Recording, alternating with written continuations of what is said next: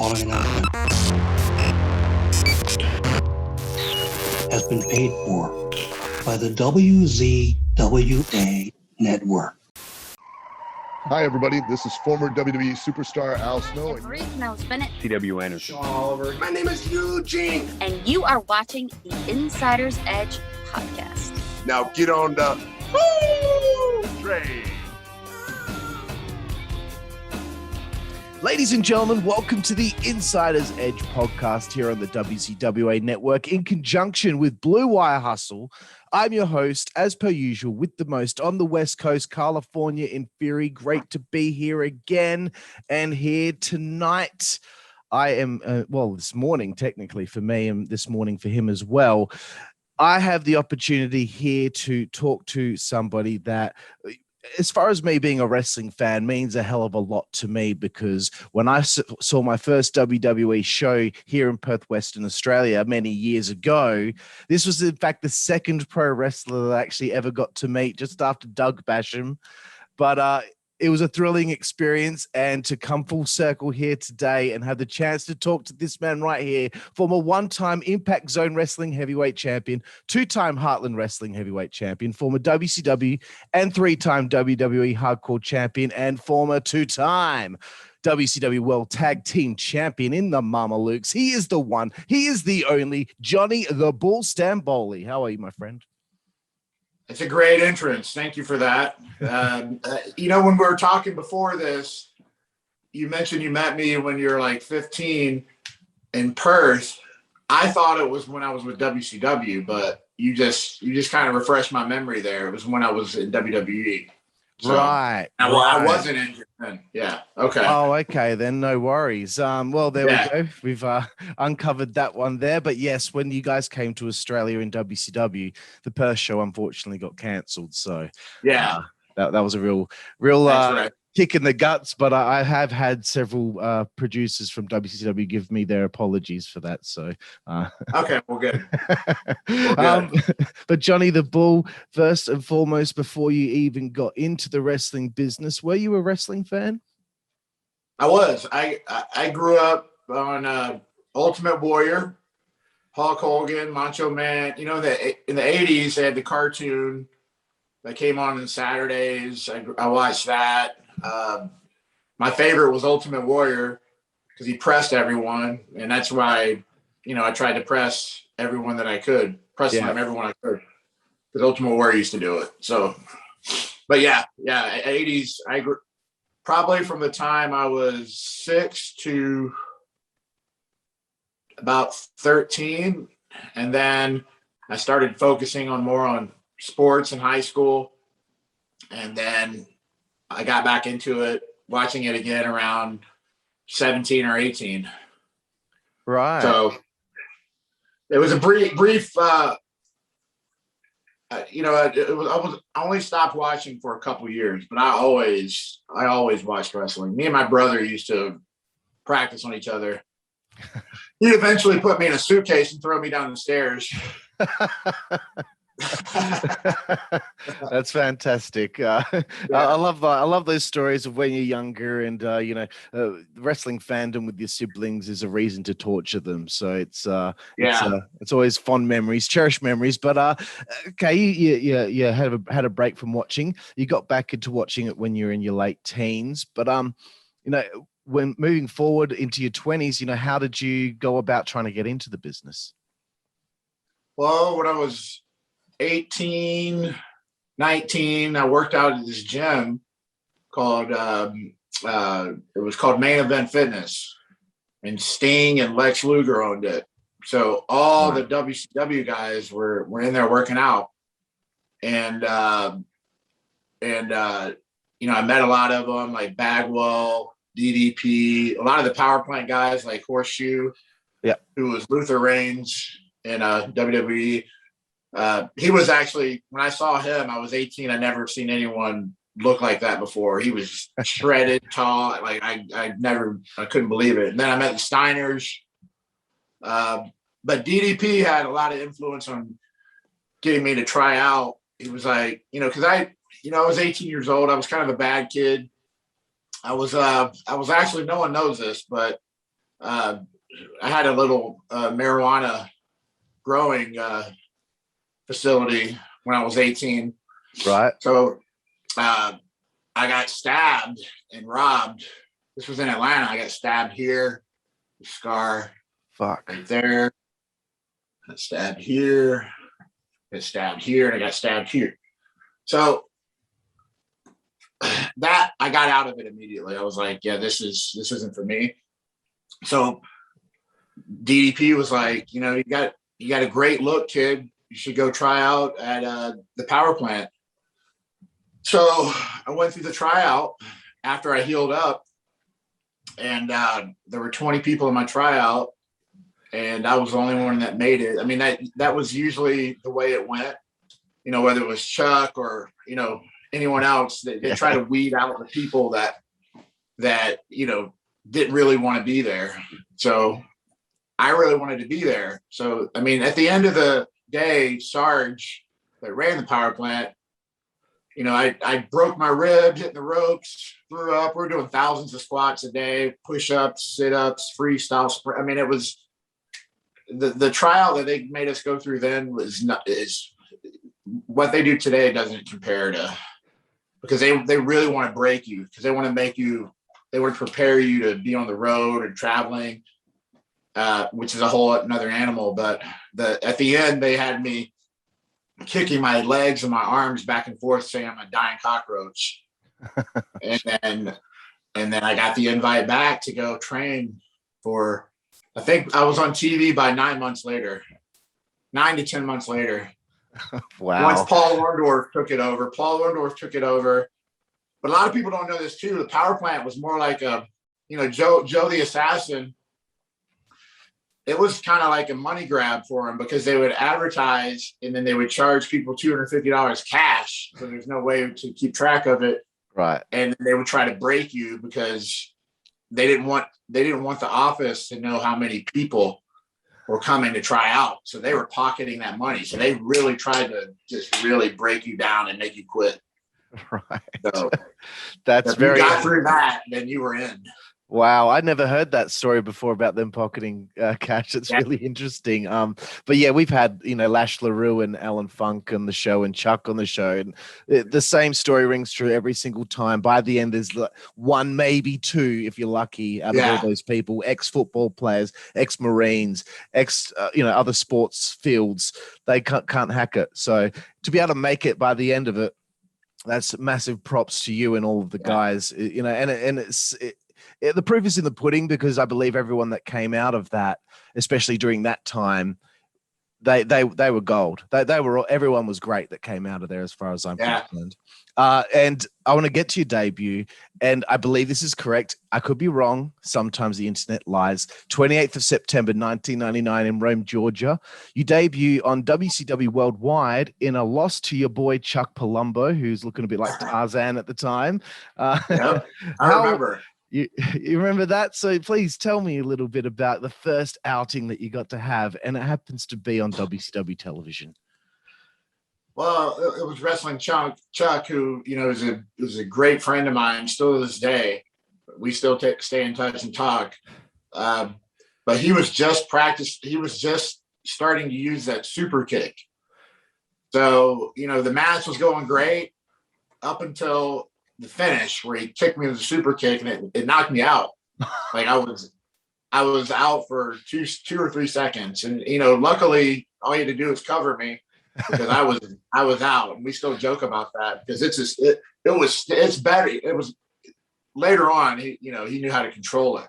Yeah, he made it look really good when he did it, but that day it looked good, but it was real. Knocked me F out. That's a perfect story for your first match, I think. And when I talked to Chuck a few weeks ago, me and him did laugh about, because I've seen every episode of Saturday Night and Worldwide, so those early super kicks were very wild.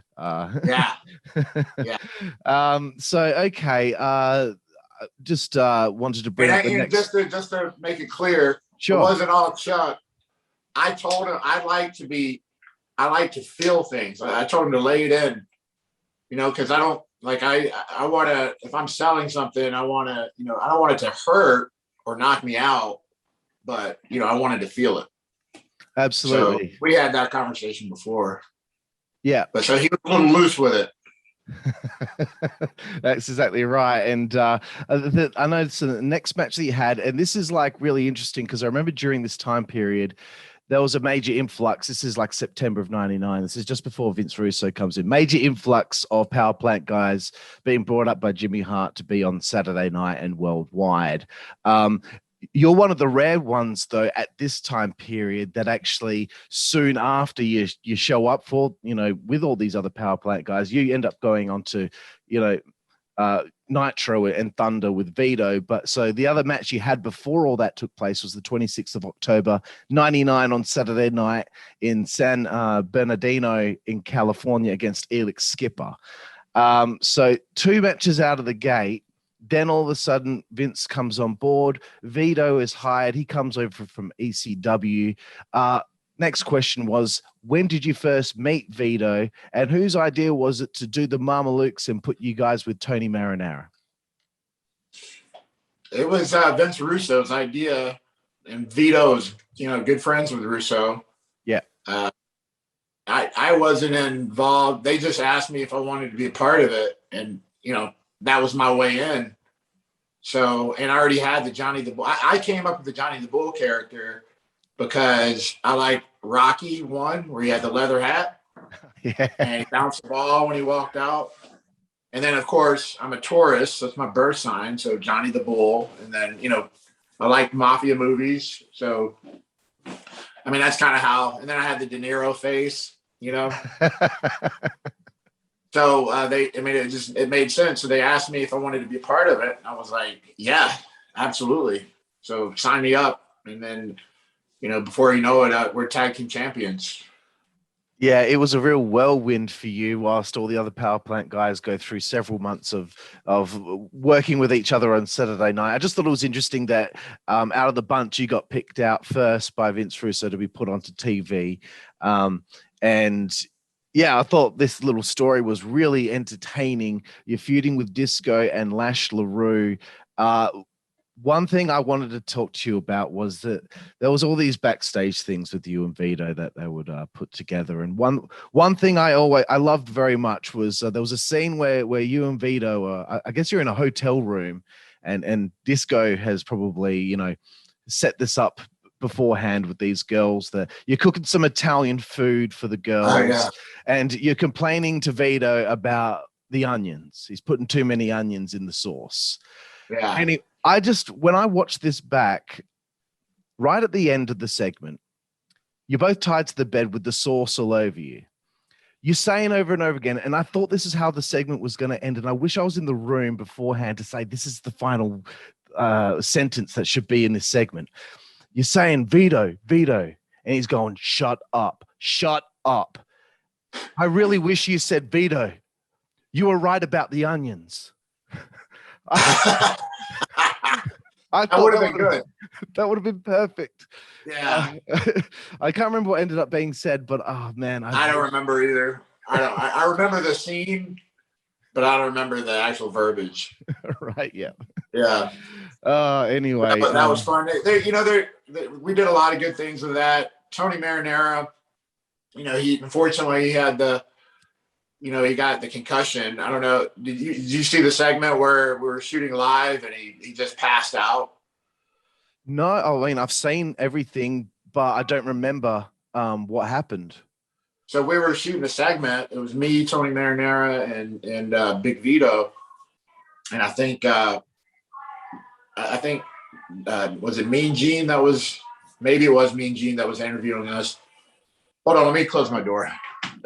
No worries, bro. So it was Mean Gene that was interviewing us, and then Tony just had like a pretty bad concussion in a match earlier. So he's standing there with us, and he just fell out. He just passed out. Oh shit! So that was after that. That's why he disappeared, because he had like so many concussions back to back. Oh, okay. Just passing out. That's why you didn't see him part of the team anymore, because they were afraid to allow him to take bumps and wrestle, because he took some crazy bumps. Like he's a good wrestler. So, but he took some crazy bumps. That's what. Yeah. Right, because I was hoping to uncover that in this interview, and now I know why Tony ended up leaving WCW, and he soon shows up in ECW under the name Tony Mamalukes, which I think is a nice touch. The 19th of December 1999 at the MCI Center in Washington. This is just huge. You're wrestling on Starrcade. I think that's just an amazing accomplishment very soon into your career. You're working with Disco and Lash. You get the win. How did it feel so early in your career at this point to be on Starrcade? Well, you know what? Going back to how I, said I got stabbed and all that, and wrestling really made a man out of me. Like it taught me to set goals and to follow through, because I didn't really have a father figure growing up. It was just me, my brother, and my mom. So, certain things I just didn't learn. But so once I got into wrestling and I set all these goals and I accomplished them, and it made me feel good. Once I got to that point, we won the belt.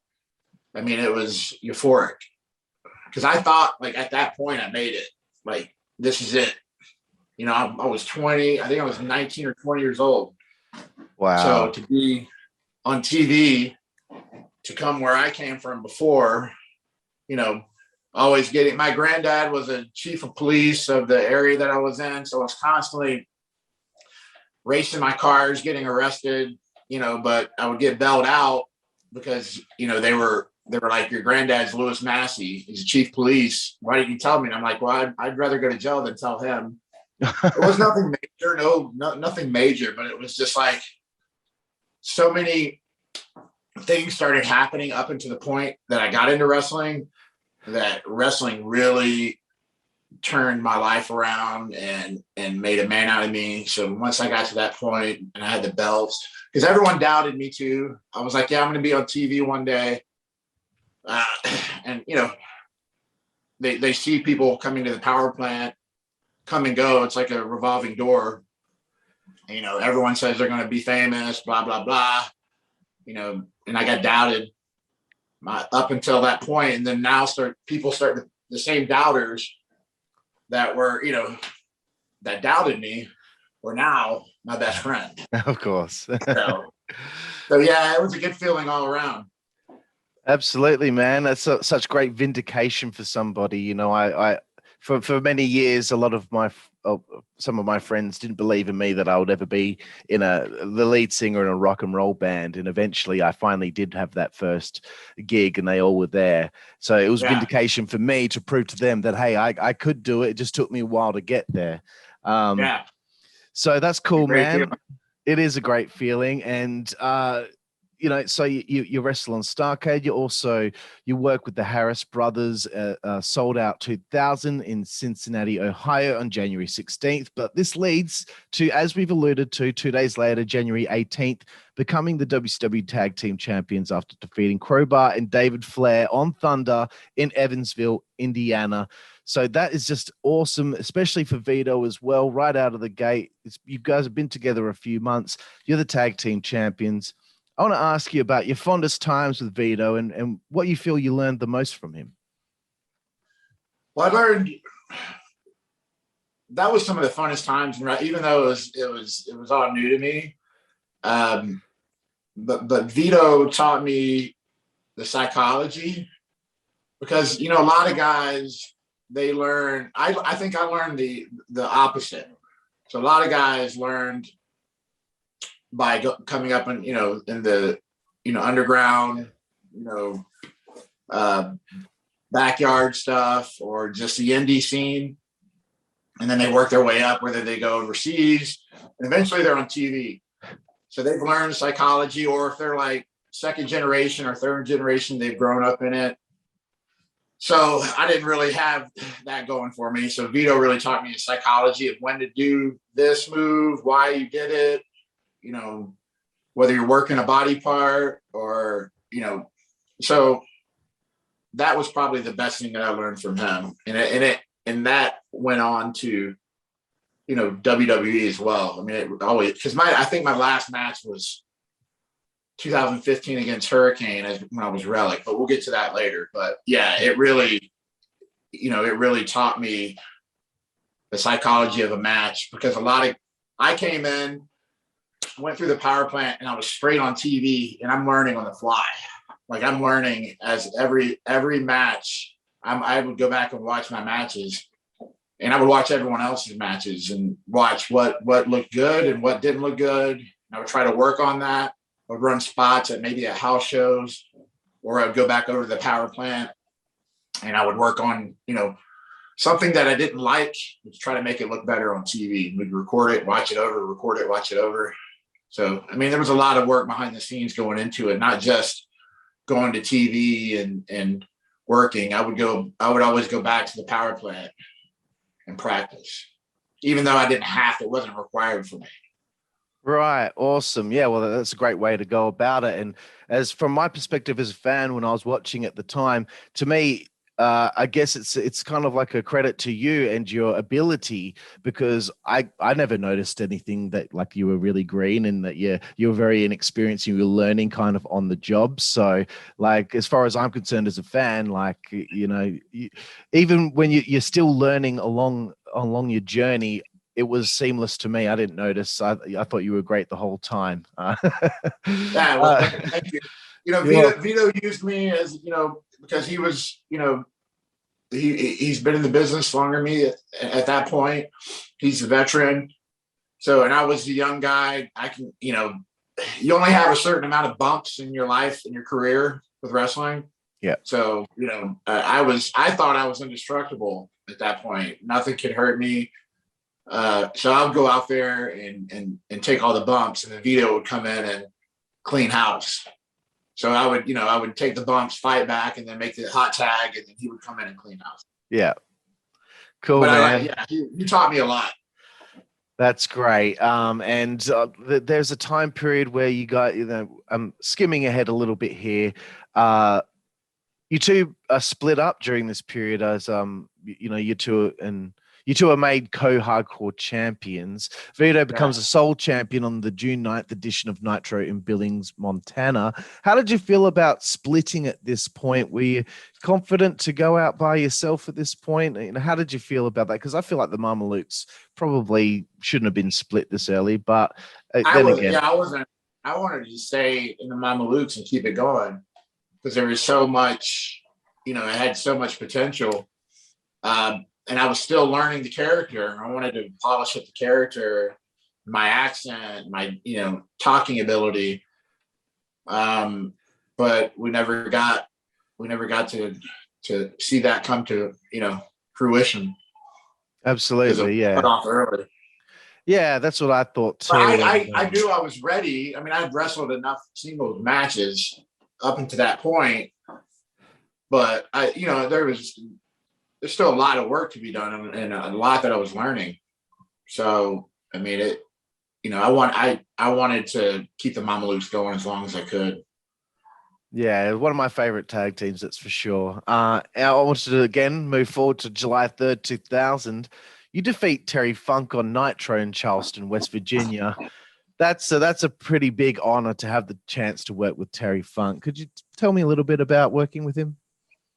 Terry was, he was awesome. I learned a lot from him in regards to psychology. He was a little crazy, but you have to be. He was a hardcore legend. You have to be, a little crazy to be able to do that. When I won the belt from him, when we had that match where I got injured, you got to keep in mind, a lot of people ask me why I did that move off the top rope where I tore my bladder. I was 21 years old, I think, at the time. And I thought I was indestructible. When someone asked me if there's something I could do off the top rope, as Terry asked me, he goes, what do you think you could do off the top rope to the floor? And I was like, what can I do? What do you want me to do? I'll do it. I was so hyped up because I knew that I was going to win the belt. So I wanted to make it special. So I was like, I think because I'd been practicing the leg drop, so I was like, I can do a leg drop off the top rope to the floor. And everyone's like, "Are you sure?" And people even warned me.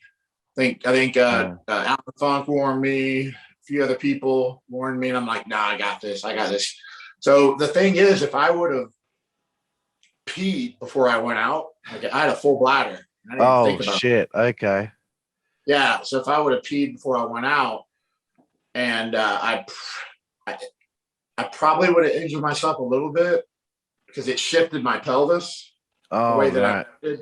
It didn't break anything, but it just kind of shifted my lower back and my pelvis. I probably would have been injured in that regard, but I wouldn't have torn my bladder. It was a partial tear. So, and I had the black slacks on, so I pissed myself. Right. But I thought I broke my back. At the time, I didn't know I pissed myself. I just rolled over. I was like, "Terry, I'm hurt." And he's like, "What?" Because we're at live television. I'm like, "I'm hurt." So I tried to stand up and I fell down. And then he rolled back in the ring and he was like, "Well, let's just cut out the go home. We'll cut out go home. Let's go straight into the finish." So I picked the chair up. I hit him in the head with a chair and DDT'd him on the chair, covered him, and they carried me out on a stretcher. And then I woke up. I remember trying to pee and I peed blood. It was super painful. And then put me in an ambulance. They gave me some medication. And then I woke up in the hospital and all the boys were there. Kevin Nash, Goldberg, everybody was there. They thought like I was, broke my back. Fuck. So I woke up, I had a catheter in me, and luckily I didn't require surgery. A week later, I was out of the hospital. And that happened, that was in West Virginia, I believed. And one of the nurses got fired for lifting up my blanket and staring at me naked. Really? Yeah. I didn't know. I was all pilled up. I didn't know. And the head nurse came in and she's like, "Has anyone been here, to tend to you?" And I was like, "I don't know. Some nurses came in here and were lifting up my blanket or something." And I was like delusional and like, on pain pills. And they're like, "Really?" Because they're obviously not supposed to do that. So they got fired. My mom wouldn't let them work on me there at West Virginia Hospital. She wanted to fly back to one of them, airlift me back to Atlanta, because Atlanta's got really good hospitals like Emory, Piedmont Hospital. So they brought me back to Atlanta, and a week later I was out. And then I really thought I was indestructible then, because I didn't require surgery. I bounced back from it so quick. So, but yeah, the thing with Terry Funk, it was up until that point. Yeah. Oh, a lot of people don't know I broke his orbital too, because the move was top rope, leg drop on a chair. Because after I just pile drived him on it was a little excessive, but I moved the mats back. Yeah. Put the chair on his face, ran in the ring, hit the ropes, did the leg drop. I broke his orbital. Fuck. Yeah, I didn't realize that either. And then later on, after that, Goldberg came up to me, later on, I think we're at the Australian event, and he was like, it was just after he wrote his book, and he wrote about me in his book. He was like, he called me a tough, MFer. The fact that I got back in the ring and I was able to finish a match after an injury like that. Yeah, wow, man. I had no idea how serious that ended up being. So you have a little bit of time off, I assume, before you come back to join the Natural Born Thrillers. Yeah. What did you think of the idea to be put with this elite group of guys? Well, we all trained together in the power plant, so it kind of made sense, because they didn't really know what to do with me yet, because I just came back from the injury. So it was kind of like a transitional period to go back, to work my way back up. I think after that, they put me back with Vito, if I remember correctly. So, yeah, it was a good transitional period. I got to work with my buddies, Sean O'Hare, rest in peace, Chuck, Mike Sanders, Reno,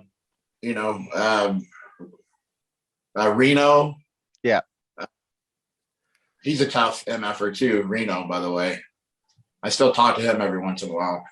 But no, it was fun. You know, we knew each other. We were all good friends with each other because we, you know, been through the trenches together at the power plant. So we had that bond. Absolutely. And Kevin Nash helped us out a lot. Like he loved the young guy. Yeah. So Kevin Nash was awesome and instrumental in getting us like all that TV time. Like he helped a lot with that. That's cool. And at this time, I wanted to do not like word association, but I'm going to name each member of the Thrillers. And I just want you to tell me a little bit about them and how you feel towards them, or if you have any stories about them. First and foremost, let's go with Chuck Palumbo. Chuck Palumbo was probably one of the funnier guys in the power plant, but also really smart, and he could fix anything with his hands. Like he could, yeah. It was very impressive. Like he was always constantly working on Paul Orndorff's car. We would pull up to the power plant. We'd see Chuck's legs underneath his car. Because Paul Orndorff, realized that how good of a mechanic he was. So he he kind of capitalized and leveraged that. He would basically use TV as his motivation for Chuck to do some extra things for him outside of the wrestling ring. Right. And kind of dangle TV in front of his face. But no, Chuck and we've been everywhere together. Even after we got released from WWE, we went over to Japan, and I went over to Japan, All Japan Wrestling, as the fake Muda. Yeah. My buddy Troy Andres was doing the fake Muda before, and he tore both of his ACLs. So he called me up and asked me if I wanted to do it, and I was like, yeah, sure, I'll do it. So then I went over, and they made all these elaborate Muda costumes for me. And then once I had that match with Muda where they demasked me and then made the announcement it was Johnny Stamboli, and then that's when I brought Chuck over. I asked him if he wanted to come over and be my partner. So then we formed the Voodoo Murderers over in All Japan, which was fun. We got to work all Kea Mossman, Umunga, which was Eki Fatu. Yeah. Worked them, hundreds of times.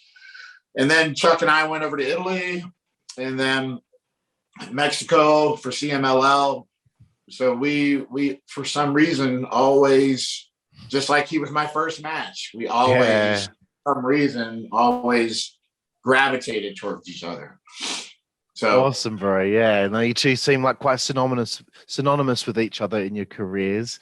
The next guy I wanted to bring up was the one and only Mark Jindrak.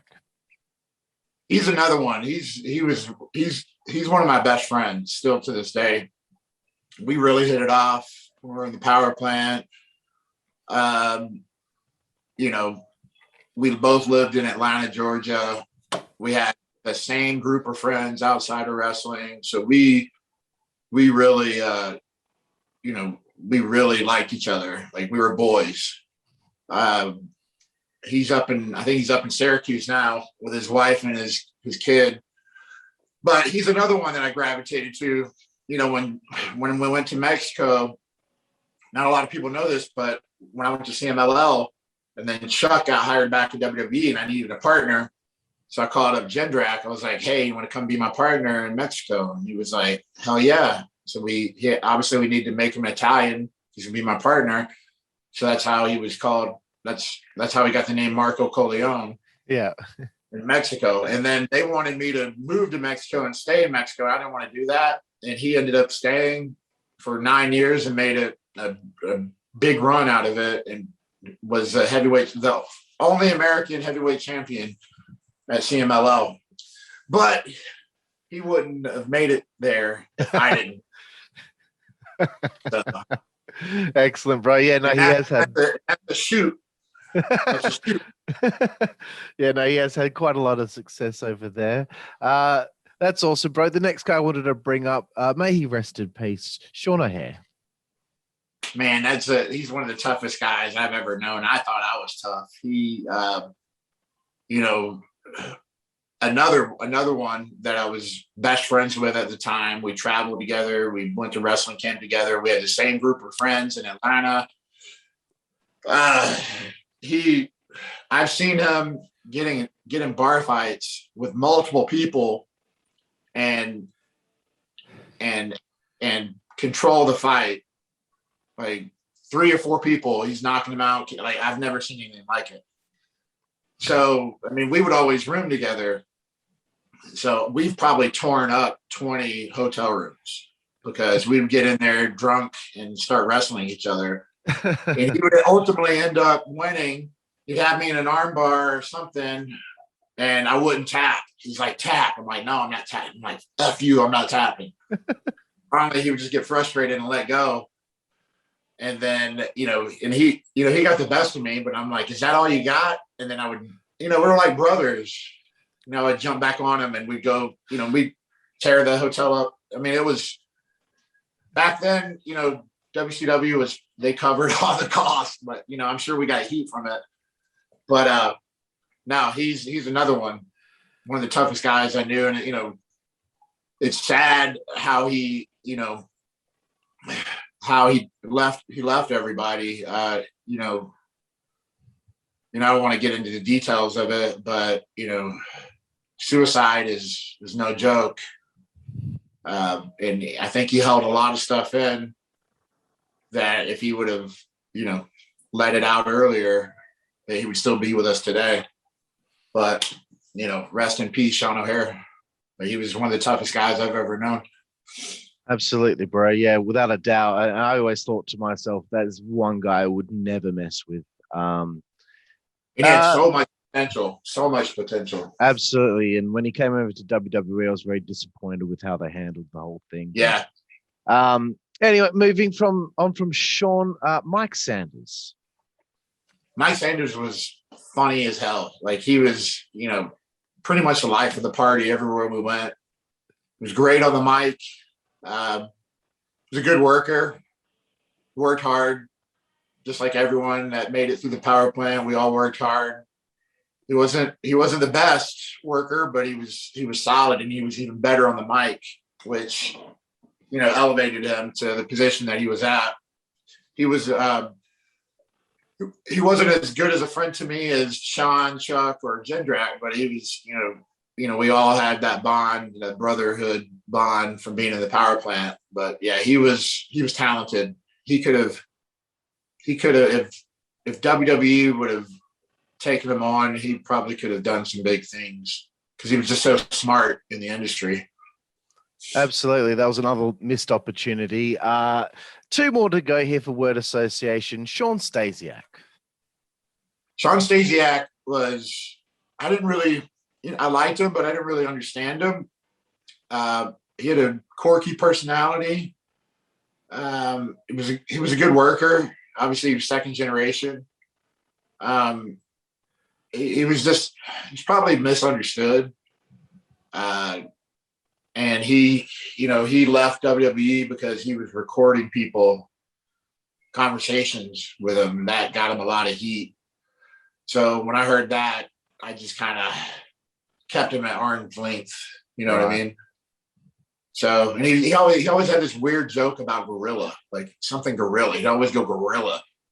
So I mean, he's a smart dude. He's a chiropractor now. But I just never, I liked him. I just never really clicked with him. Right. Fair enough. And the last one, of course, Reno. Reno was another tough one. Like he was, we hung out a lot, obviously power plant. And I think they could have done more with him, me, and Vito. I think that would have been a good trio. Agreed. In WCW. He was another one. He was a great worker, great execution. He would snap his moves. But in real life, he was tough too. So it's just, we had so much talent at the end of WCW that WWE really could have catapulted off of, but I don't know. WWE is very political, and if the right person doesn't like you and they're in Vince McMahon's ear, you're not going to last long. So it's a shame that Reno didn't do more in the industry, because he was a diamond in the rough, just like all of us were. We're all diamonds in the rough. I agree. I think all of us were handled miscorrectly. I agree. I agree. One thing I wanted to bring up now we're through with talking about the thrillers. WCW comes to Australia, as I talked about earlier. Didn't get to see WCW in Perth, which to this day destroys my soul. But Sydney, New South Wales, October 7th, you face Goldberg. I just thought it'd be interesting to bring up that one. I know it probably didn't last very long, but Bill obviously had a lot of respect for you. How was it working with Bill? And please tell me, what your fondest memories of the trip were. So what trip was this again? It was when WCW came to Australia. Goldberg was great guy. I watched him. You remember Chase Tatum? Yeah. He was part of the No Limit Soldiers. Yeah. So Chase was a big boy and Goldberg was a big boy. I watched them wrestle each other in the parking lot at Main Event in Atlanta, that gym I was telling you about. They were throwing each other into cars. The cars were lifting up when they would slam each other in the car. The cars would lift up and on their sides. Like, I was amazed. I mean, these two animals going at it. They were just kind of play fighting, but still. I think Goldberg speared me in that match. It was pretty quick. And, I think I timed it right. I blew the wind out when you're supposed to, because if you don't blow your wind out when he does that spear, he's going to knock the wind out of you. Right, of course. So, yeah, I think I timed it right. He thanked me for it. And, that was really it. But the behind the scenes stories with Goldberg in between the matches, I think we went to, where did we start out? What's on the east side of Australia? South of the Gold Coast. Brisbane. We started out in Brisbane. Yeah. Then we went to Sydney. Then we went to Melbourne, and then Perth was canceled. Yeah. But it was hanging out with Goldberg behind the scenes. I can't really get into any details of it because,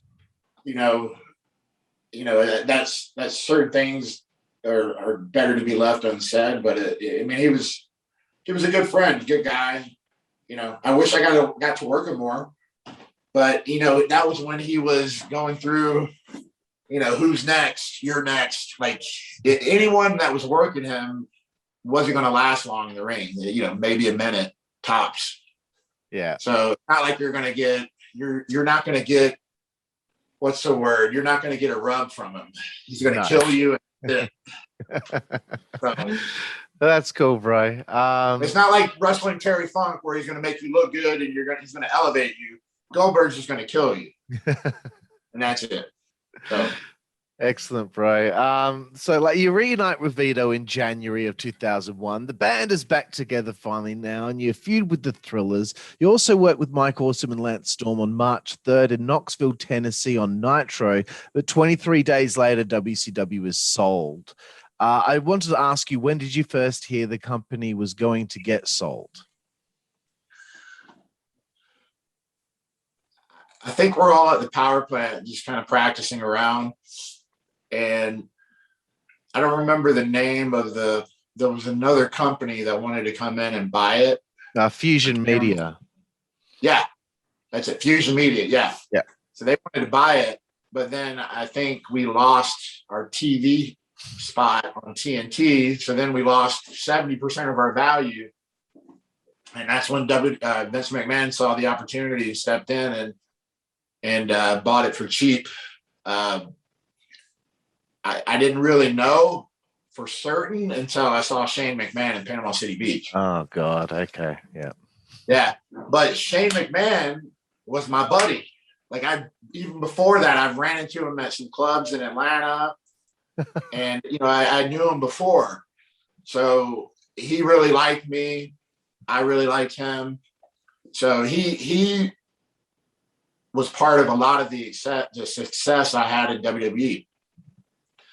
I know that whole transition of when WWE bought WCW, everybody was, on the edge of their seat trying to figure out if they're going to have a job the next day. A lot of the reason why WCW went under was because they were paying everyone contracts, even if they were sitting at home for a year. They would even have people's wives under contract that had nothing to do with the company and family members. So they just managed the money awful, just handing out money left and right. So that transition, I met with Jim Ross. They were meeting all the power plant guys to see who they wanted to bring up to TV, WWE, or send them to either Louisville or Heartland Wrestling Association, HWA with Les Thatcher. So I met with Jim Ross, and that was nerve wracking. But then, I had signed a lease. I had a high rise apartment in Atlanta, and I had to break. Actually, no. I let my buddies stay there. They just paid the rent for it. I didn't have to break the lease, but I had to move up like a week later to Cincinnati. So, at that point, you just, they want to see how you react. And I was always positive. If they, wanted me to go here or there, I was always the first in the ring and the last to leave. I played the game. I played the politics. So the transition from WCW to WWE, that was stressful. And then when all of our WCW guys that they brought over, a lot of the guys were getting cut every week. It was almost like a chopping block at Heartland Wrestling Association.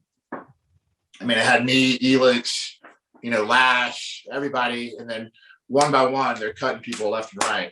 And I just, every week, if you can imagine, they're looking at you. You'll have a match in front of them. They'll assess you, and then you're cut. So every week I made it through made it to the next week, and then they brought me back up to TV. So that was, but then when we got into the locker room, the WWE, we're in their locker room. That was right after the Monday Night Wars. So it was still competitive. So it was a little nerve-wracking. I remember one time I put some hot stuff. We use this hot stuff. Yeah. That would draw the blood to the surface and make you look pumped. Bodybuilders used to use it, but it had a weird smell to it, and Billy Gunn was allergic to it. Oh shit! So I'm in the locker room. This is like one of my first days, and I got hot stuff all over me. And someone, I forget who told me, they're like, "Yeah, Billy Gunn's not going to like that. You better take that off because you're going to get some heat from it." I was like, "Shit!" So I went and showered it off, washed it off, and you couldn't smell it on me, but it was still in the room. Right. And Billy Gunn walks in. Who the fuck put hot stuff on? Blood, screaming, kicking shit. Shit. And then I saw, and I'm like looking around, I don't know. And then I saw Kid Romeo walk by. And I blamed it on Kid. And he doesn't know. I don't know if he knows this, but I blamed it on Kid Romeo. Yeah. I dodged the bullet there. That's brilliant, man. Oh my God, I love that. He happened just to walk by. I saw he walked by the door, and Billy Gunn was looking at him. He already thought. I was like, it was him. That's brilliant, man. That's brilliant. He stitched up Kim Romeo. That's great. Yeah. I wanted to rewind a little bit and just ask you about the final Nitro and your memories of that day. Just tell me like how you were feeling and around you, what the general feeling was and what you did afterward. Did you go out and have a drink with some of the guys? I think Alan went for a drink with 3 Count or something like that. But what did you get up to? It was euphoric.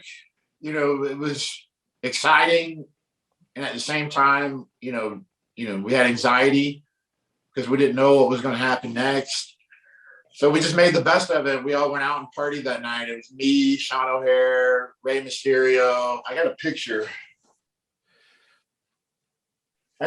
of all of us on the couch that night. And I think my girlfriend flew in at the time, and it was a blast. We're up till probably 8 or 9 in the morning.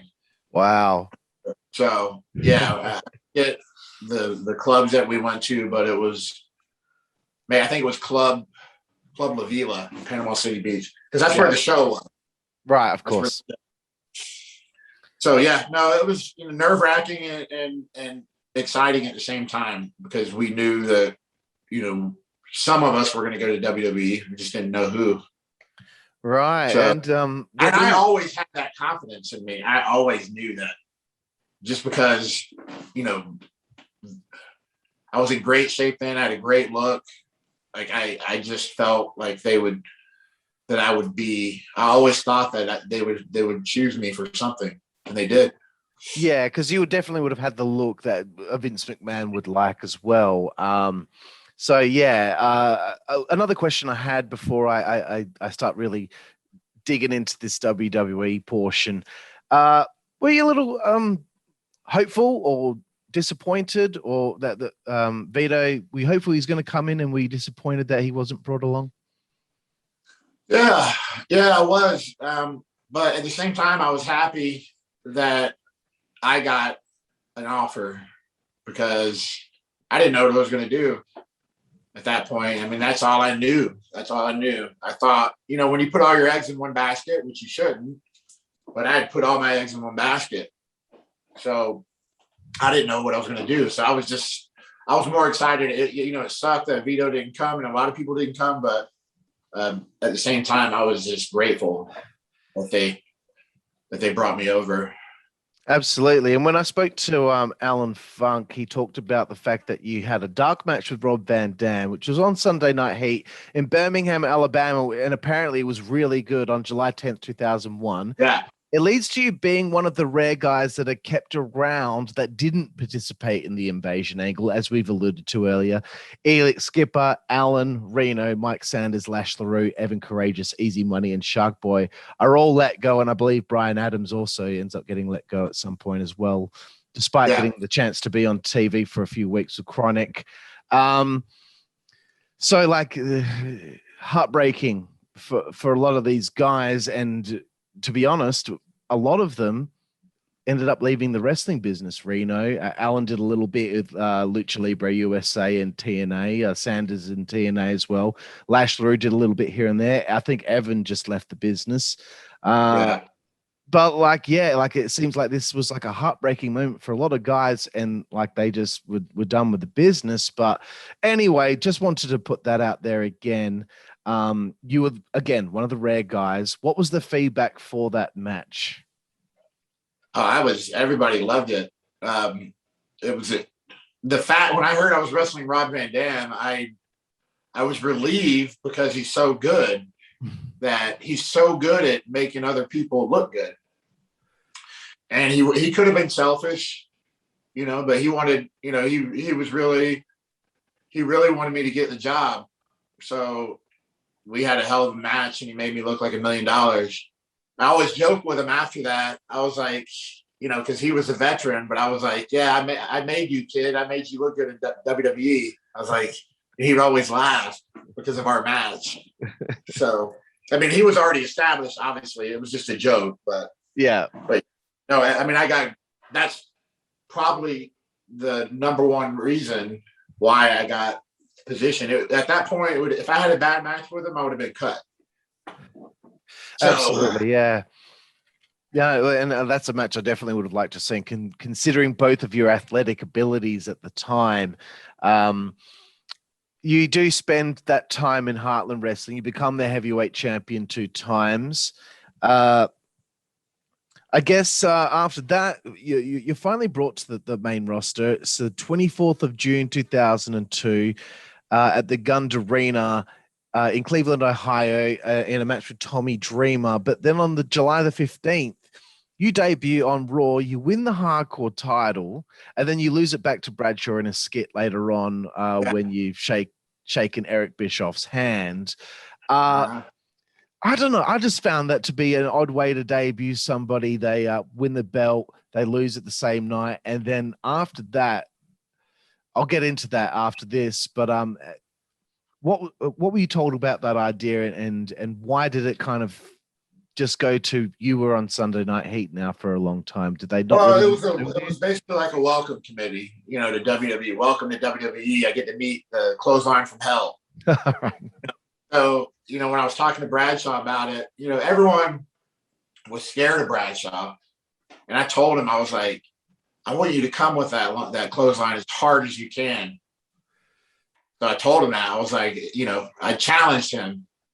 So I'm standing there and I get the belt and I'm talking to Eric Bischoff and I can, the door gets kicked in and I can just feel it. Like I can feel it coming and I turn right into it and then boom. And that was on the concrete. Luckily I kept my head forward when I took the bump, but it was, he came with it. I told him to though, but he obliged. So, it was just a welcome to WWE. Boom. Right. You win the belt. Oh, okay. We'll take it right back from you. I was excited. It didn't bother me on how I was just happy to be on TV. Awesome, bro. That's a great attitude to have. I just thought it was interesting to bring that up because I actually forgot about it until I was doing my research in the last few days. And I was like, oh, yeah, I remember that now. I remember being so excited that Johnny the Bull had come on board and had won the Hardcore title. So from June 2002 to the 27th of January 2003, you wrestled strictly at house shows and on Sunday Night Heat. Were you getting feedback from the company at all about why it was taking so long for them to think of like something, to do with you, to have the audience learn about who Johnny the Bull Stamboli is? Were there any sort of discussions with creative about that? No, I just knew that like I said, I was still really new to the industry, even though I had my success in WCW, I was still a rookie. And WWE style was different from WCW. Like WCW, you do a move and you'd work the crowd. Do a big move, boom, turn around and look at the crowd, maybe do something, with some type of emotion or personality towards the camera or the crowd. WWE, they want you focused on the guy at all times, the guy that your opponent at all times. They don't want you working them. So I had to learn the way that they did things. So it was different. And the ring was bigger. It's 20 by 20. And I think ours was 18 feet wide or something like that. Yeah. Right. So and the ropes, you had to learn how to hit their ropes because they used real ropes and WWE used cables. I'm sorry, WCW used cables with tape wrapped around it. And then WWE used actual real rope with tape wrapped around it. So you had to learn how to, because the ring was so much bigger, how to position yourself and work the ring and the cameras and all that. So I didn't really, I was just happy to be there. They were booking me on shows. I wasn't sitting at home. The feedback from the booking agents were always positive. I always stood back and I stayed, even after my match was over. I stayed and watched every match after that. That's when I met The Rock one time. I was standing there watching the monitor and he walked up beside me and he saw that I had the bull tattoo on my shoulder. And he's standing there watching the monitor. He looked over at the bull and he did his little, his eyebrow thing. He looked at it and he goes, nice bull. And I said, Brock, that's my birth sign. I didn't get it because of you. Don't get it twisted. He started laughing. But yeah, no, I just waited for I didn't, because you don't want to, when you're that new in a new company, you don't want to rub people the wrong way. And, I didn't want to be out of place by complaining or asking for a push. I just waited for it to happen. And then That is interesting, because when we interviewed Doug Basham, he talked about a mistake he made because he questioned a finish and said, shouldn't we wait till the pay-per-view to drop the belts or something like that? And then the next thing, the Bashams were like just on velocity for the next 10 months or something like that. Yeah. So you're playing the game correctly. You're just doing your job. You're learning their style. You're just waiting for that opportunity. You're being patient. So credit to you again. It brings me to a very exciting portion of time. Finally, the F.B.I. from ECW is reformed now here in the WWE on Smackdown, as you and Chuck are brought over to team with Nunzio, aka Little Guido. You must have been really excited about this, because this is your thing right here. Yeah, I was pumped. I mean, I couldn't be more excited. And then, Paulie Dangerously was there. Like, it was his idea. Of course, Nunzio was there, WWE and ECW. They wanted to form the FBI, the WWE's FBI faction. It just, and Chuck being from, Rhode Island, he's, Italian. So he came up with his look with a cigar and split back hair and a tracksuit. So I was like, oh man, this is perfect. Fit right to it.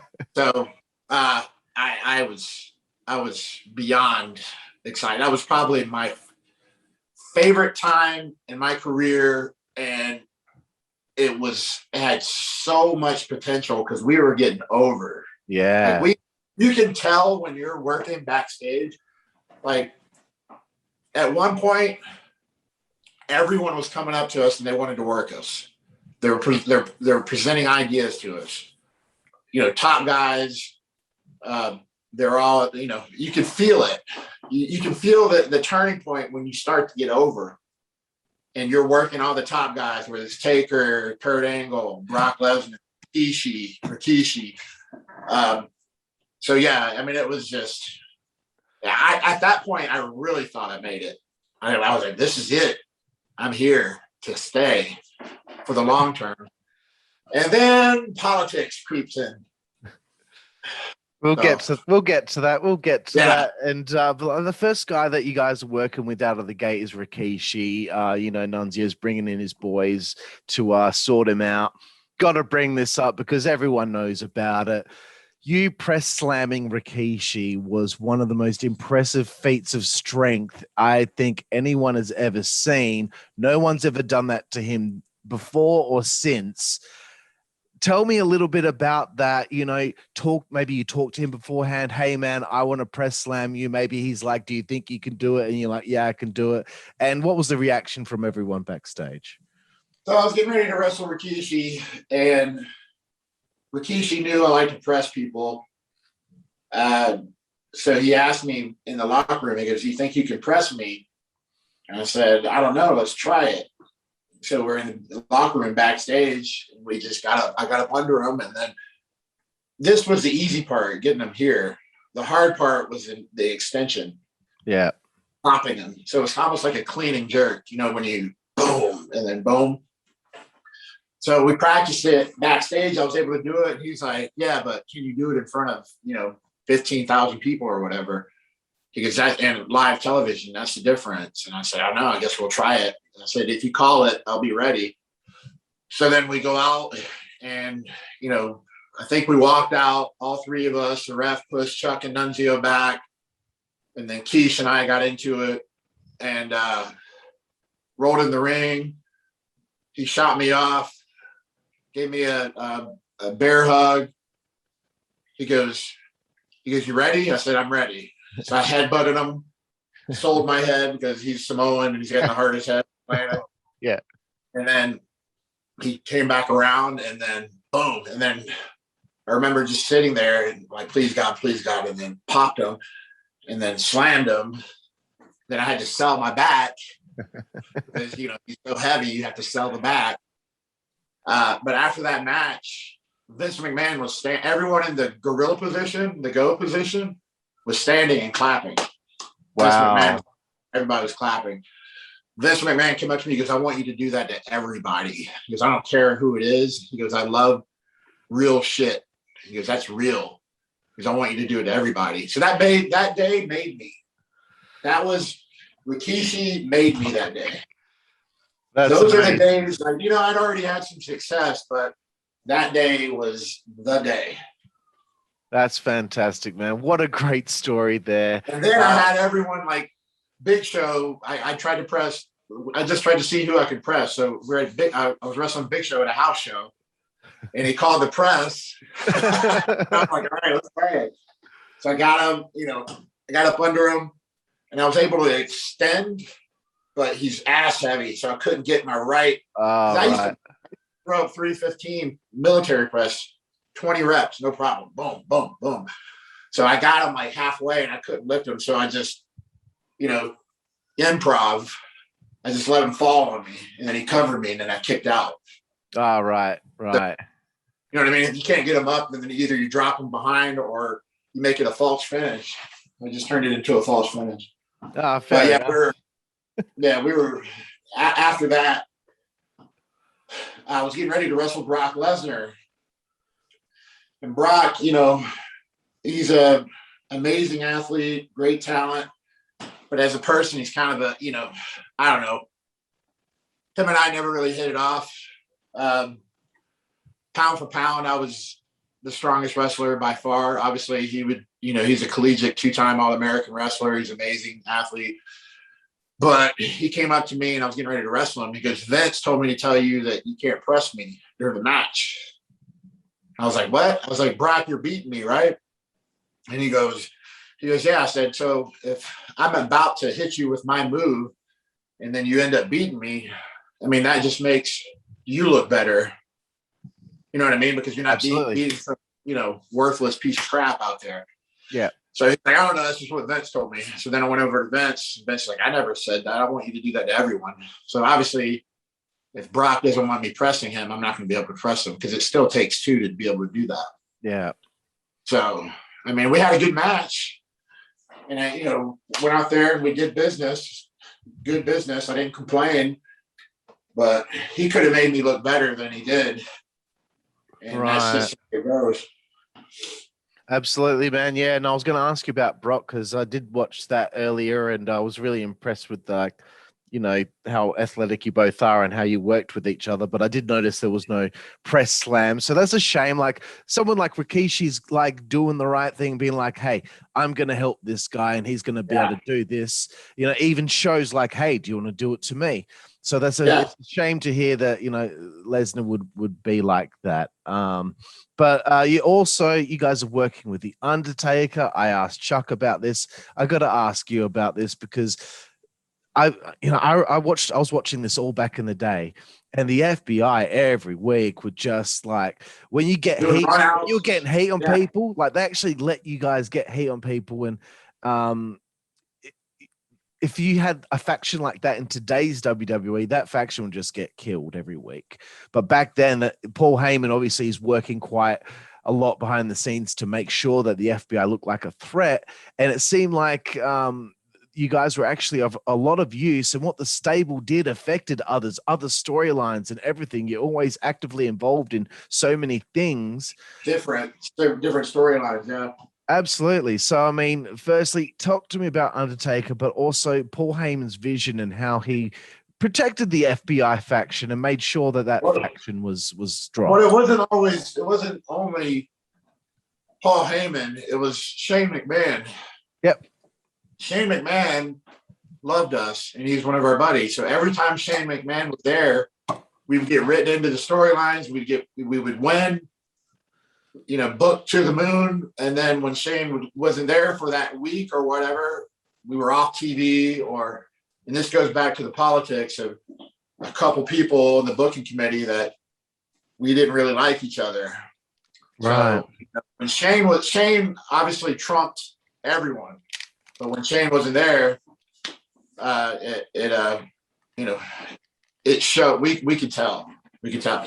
But as far as Undertaker is probably my favorite person because, like, you would go up to him and ask him, Taker, what do you want to do? He goes, just listen to me. So it was a relief to me to know that I didn't have to remember anything. Just call him in the ring. I didn't have to. We didn't talk about obviously the finish. We knew what the finish was, but the entire match we didn't talk about anything. He just called it the whole time. So it was, and then after that, he's the general of the locker room. Everyone respects him. So after the match or anything that we did with him, we would be at the hotel locker or the hotel bar, and he would see me walk by and be like, "Johnny, come here." He'd always try to make me miss my flight the next day. So we'd be his favorite drink, Jack Daniels. So we're doing shot after shot, and I'm not going to turn down the taker. So I'm out there with him all night, and then a couple times he made me miss my flight. And there was another time. Not a lot of people know this. This is inside stuff. I had to go to wrestler's court. Oh no! Yeah. So this is when I first made the transition over, and I was on TV with WWE doing the Sunday Velocity stuff. And then I had a security guard carry my bags in, because I wanted to tip him. I was like, "Here, just carry my bags." And then Steven Regal was walking behind me, and he was like, Steven Regal liked me, but he was like, "I can't believe it." His accent, his British accent. I can't believe it. He goes, "In my, 24 or 30 years in the business, I've never seen anyone do this before." And I'm like, "Oh shit." And then later on that day, I had the doctor in the back putting oil on my back, and then Regal opens the door and he walks in and he looks. He's like, and he shuts the door. And before you know it, I have to go to wrestler's camp or court. So Undertaker was a judge, and this was none of the office. This was all closed door. Nobody in the office. Undertaker was a judge. Regal was the witness. Bradshaw was the prosecutor. Yeah. And then I was thinking to myself, I'm like, how can I get out of this? So someone smartened me up and said, well, they like bribes. So yeah. So I got, before wrestler's court, I gave Bradshaw a bottle of Jim Beam, big bottle, because he loved that. I gave Taker a big bottle of Jack Daniels, and then Steven Regal likes amphibians, like snakes and lizards and stuff. So I gave him this book on amphibians, like a nice book. And he was like, "Thank you very much, blah, blah, blah, blah." So we're getting to go to wrestling camp, and I needed to hire an attorney. So I'm like, who has more heat than me right now? And I was like, Raven. Raven has more heat than me. So I went up to Raven, and I sold him on the idea, and he was like, "Yeah, this is great," because he had his own ulterior motive there that he thought he would make me look bad. So we get backstage in the wrestler's court, and Undertaker goes, "Because you bribed us so much, me, the prosecutor, and the witness, we're dropping all charges on you, and because Raven has more heat than you, we're gonna prosecute Raven right now, so you're free to go." And Raven was like, and I got to walk out, no problems. It was hilarious. So it backfired on Raven. Right. I think I've interviewed about 85 people now. That's now my favorite story that we've ever had on the show. That is my favorite. Yeah. You got out of it. Funny. Raven. Yeah. Yes. Yeah. Raven. All my heat was transferred over to Raven. And he got prosecuted. See, this is what wrestling should be on TV. This is what I want to see. Oh, yeah, that would be a great segment. That would be a great storyline. Absolutely. I wanted to talk about the time that you came to Australia for the Passport to Smackdown tour, and how me and my other nerdy friends got the chance to meet you. We had the chance to talk to Doug Bash, and we were so excited that we actually got to talk to a wrestler. You know what I mean? It's such like a nice, sweet story kind of thing for a fan. And we've been dying to see WWE since, 1998. So, this is 2003, 2004. So for us, this is like Christmas Day. Yeah. I remember meeting you, and like I had like an FBI sign, and I had like a picture of the FBI that you signed, and I remember fumbling around because my trying to turn on my camera to get the picture, and you were very patient with me, which I always appreciated. And you know, me, my friend Mike, and my friend Daniel, we were just massive FBI fans. I'm the only Italian out of the three of us, but you know, we're always big on this, and you know, it was you guys taught us that. Me and my friend Mike had seats right along the ramp. And as you came out, you saw us, you knew that we were there, you high-fived us, you pointed to the sign. You enriched our experience so much because you paid attention to us even when the show was going on. So I just wanted to tell that story for everyone out there, and we'll probably pop the picture up of us meeting you at this point in post-production. But one thing that was interesting on this show, because I feel like Nathan Jones was supposed to be working maybe Chuck. I can't remember who he was supposed to be working, but he leaves before the show even takes place. And, you know, this is like a big thing, like Nathan Jones, the Australian wrestler in WWE, is going to be performing tonight. I remember the scene. He had just walked in. He was saying hello to fans. He was signing autographs. One lady was asking him about how she wanted to make his official website for him.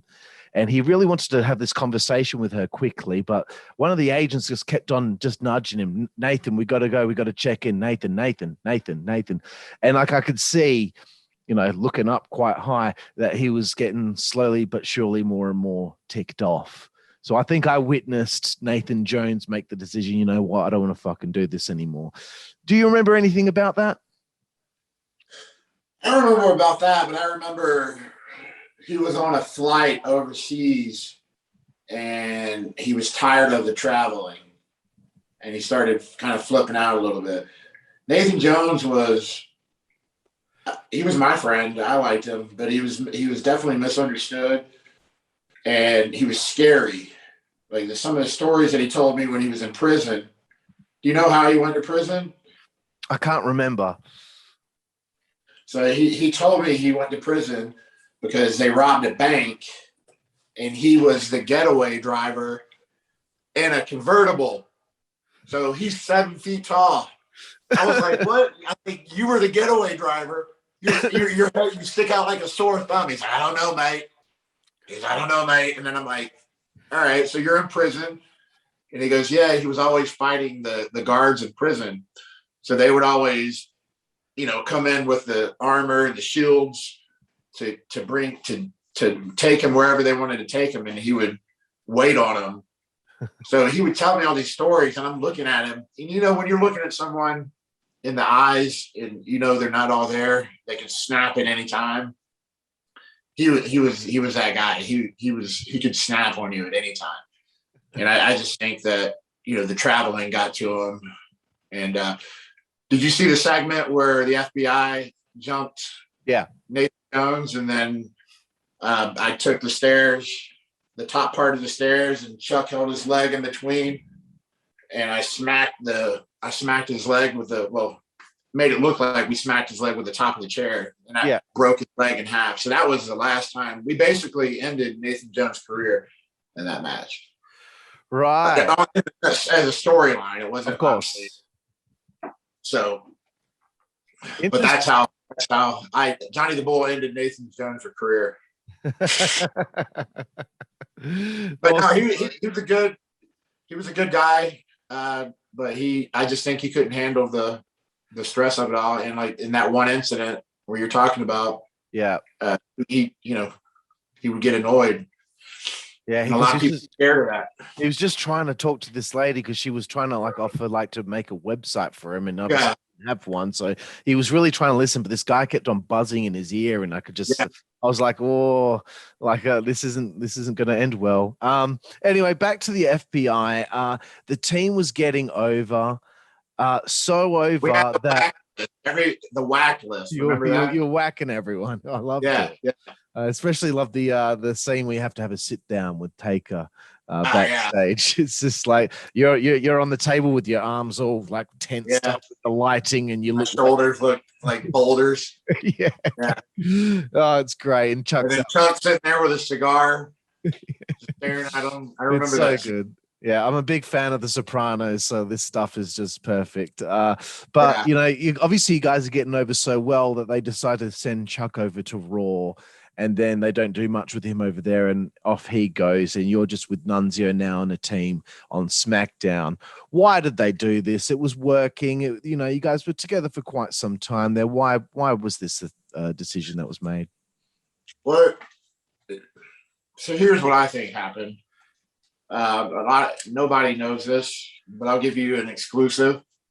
We were over in England, and Arn Anderson was really drunk, and me and Chuck he was talking shit to me and Chuck, and then me and Chuck was like, "I'm gonna knock your head off your shoulders if you don't shut up." And Arn Anderson was a booker. That's part of the politics. So shortly after that, we're broken up, or they would send us back to Louisville for no reason. Last minute, I wasn't even packed for it. I didn't have enough clothes, never rental car or nothing. So they would mess with us in that regard. But yeah, after we got, because they sent Arn Anderson home and made him go to rehab for 6 months. Really? So he always held that against us. Oh, okay. So that I think was probably, and then Shane McMahon had already left the company. Shane was our number one fan. Shit, so of course. With those two things happening, that's what I think happened. Wow, Because that's such bullshit. When I came back, when I tried to make, a lot of people don't know this either. When I, the Relic character that I did. Yeah. So I created that character because I did the fake Muda in Japan. I'm like, yeah, they don't really have a character like that here in Japan. And I liked the Muda character so much with the mist and everything because I really caught on to it.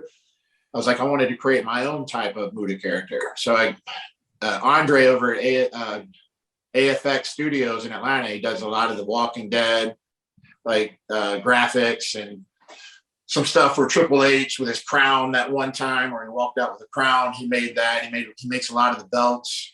I gave him a picture of Darth Maul, Jeepers Creepers, and Spawn. I said, make me a mask. So he made me this mask. I created this character. And then I reached out to Stephanie and Shane wasn't there, Stephanie McMahon. And she got me booked on a week-long tryout doing house shows with the character. And I was wrestling Val Venus, and you know how good of a worker Val Venus was. We had amazing matches. The fans were standing after. They loved the character. But guess who the booking agent was? Arn Anderson. Arn Anderson. Fuck. So obviously he remembered everything that happened. So then I'm supposed to be booked on TV that Monday.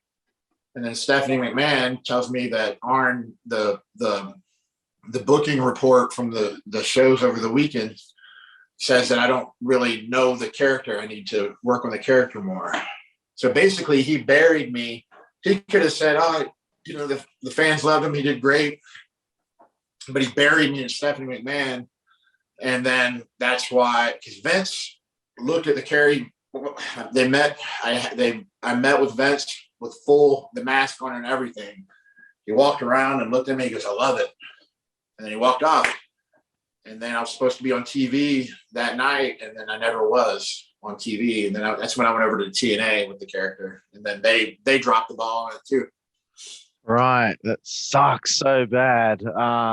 But yeah, I thought it was interesting that you reinvented yourself with all of that. And I wanted to also bring it back to the 31st of October, 2004, before we get into some other talk before the end of this interview. You wrestled Heidenreich at the Broadbent Arena in Louisville, Kentucky. Yeah. I believe this is a house show. This is the last match that you had there as Johnny the Bull Stamboli. How did it come about? What was the situation? I guess Johnny Laurinaitis might have called you to. Yeah, I kind of had a feeling because everything that had been happening up until that point, that I kind of saw the writing on the wall that probably was going to get released. And they used Heidenreich. They put Heidenreich over on me as an enhancement match for him. And then after that, I was at home and I got the call from John Laurinaitis. And I kind of knew, I kind of felt it. And he goes, I got good news and I got bad news. Well, he said, Johnny, I got good news and I got bad news. You know how he talks. And I'm like, well, what's the bad news? He goes, we're going to have to let you go. We don't have anything for you. That's bullshit. I said, all right. Well, and I never really liked John Laurinaitis anyway. None of the power plant guys did, because he was always like, you guys are on the bubble, constantly like scaring us. But so when he called me to release me, I had already been planning on going to Japan before that. So I already had that set up so I had no time off. I went straight to Japan. But he lied and said he got me booked in Japan. I said, no, you didn't. I got myself booked in Japan. I'd already been speaking to Muta and his wife. So, that was that. I got the call and that was a wrap. And then, most of my friends reached out to me about it. And then one person that surprised me, Bubba Dudley, reached out to me after I got released, because we had really good matches with him, but there was one time where he started yelling at me in front of like everyone. So then I pulled him off to the side. I was like, Bubba, if you ever yell at me again like that in front of people, we're gonna have problems. I said, so don't do it again. I said, we're gonna be fighting. And then after that, I guess he respected me for that. And then he, really took on a liking to me. So we were friends after that. But he was one of the guys that called me after I got released. Ray, my buddies called me Ray, Val Venus, A-Train. All the usual guys I was friends. Even Bradshaw. I was with Bradshaw one night. We're at a bar, and I had his back in a bar fight. So ever since then, he loved me. And Bradshaw hates everybody. Well, it goes to show I was on his good side. But yeah, that's how it ended. I went to Japan and did the fake Muta. Yep, and I was going to bring that up. It's 2004. You portray a fake version of the Great Muta, replacing your friend who had blown his knees out. And of course, it leads to a match against the man himself on the 5th of December at All Japan's The Unchained World in Tokyo, Japan. How was it working with him? How was it working? You're going from WWE TV to working, the Japanese style. It was. I was a fan of the Muta from WCW back in the day. So for me to I'm wrestling all these guys like Taker. I'm a fan. For me to get out there and wrestle guys like that, it was just, even with Taker, when you're standing in the ring and then the fog's coming and you're watching the fog and you're just standing there and you're like, I'm getting ready to wrestle Undertaker. And he's walking out, the whole theatrics of it, it was amazing. And Muta had the same type of theatrics with his mask and the whole thing, his whole gimmick when he would walk out to the ring. So it was exciting, and he was easy to work with, easy to talk to. I was still learning, I had to watch a lot of tape of his matches to see how he did, the Shining Wizard. And I couldn't really do the moon or the moonsault off the top rope. I couldn't do that. But they liked me because I had a similar build to him, which is why they put the gimmick on me. And then after that match, we had a great match. We did the double mist. I ran a spot where we did the double mist. That was hard. Learning how to do the mist was hard. Because you take a condom and you cut the tip, you pour the food coloring in it, you cut the tip off, you tie it in a knot, and then you have you hide it somewhere in the ring, and then you take a bump out and roll over to that spot. And when the time is right, you put it in your mouth and you just hold it in your mouth. And then I have the mask on, and I already have trouble breathing through my nose anyway because I have a deviated septum. So I had to keep this thing in my mouth and breathe through my nose. then you're already tired. And then when the time is right, you bite into it, and then it explodes in your mouth, and you spray it when the time is right. So that was the most challenging part of it, was learning how to do the mist. Right, that's really interesting. I always wondered how, like, I thought it was just maybe in a little cup in you, but that makes way more sense. Yeah, you always have a back just in case. Just like with the razor blades, you always have a backup razor blade in case you lose it if you have to get color. So that's it. Yeah. And you do the Voodoo Murderers with Chuck. You spend a good portion of time there in Japan. One thing I wanted to bring up was working for NWE in Italy as the full-blooded Italians, because I can just imagine that the Italian ladies over there definitely would have liked a bit of Chuck Palumbo and Johnny the Bull Stamboli. Oh, they loved us there. Like we could have walked out through the ring and took a shit in the ring, and they would have cheered us. That's how much we were over there. Like it was, I'd never seen anything like it. And, there was one time we went out to eat with, I guess he was a mob boss. Like he was in Naples, like he was the Godfather. Really? Oh my God. Sponsored the wrestling shows. Like he paid for it. So we went out to eat with him in this like red carpet affair. And we're sitting there, and I met his son's wife, and I thought it was like normal to like kiss on the cheek, like right, yep. And no, you're not supposed to do that. Oh. And his son is just staring at me all night. I'm like, man, it's the last person I want to piss off. I didn't know, it's different culture. That's it, yeah. So yeah, no. And then there was a time where we were in Sicily, and they were able to rent out this old gladiator arena overlooking the Mediterranean. It was like 2,000 years old, and they set up a ring in the middle of the arena, and we drove out in a Lamborghini. No, yeah, it was a Lamborghini, a convertible Lamborghini, and we were carrying the Italian flags. Yeah, and it was we didn't have cameras like we do back then, like we do today.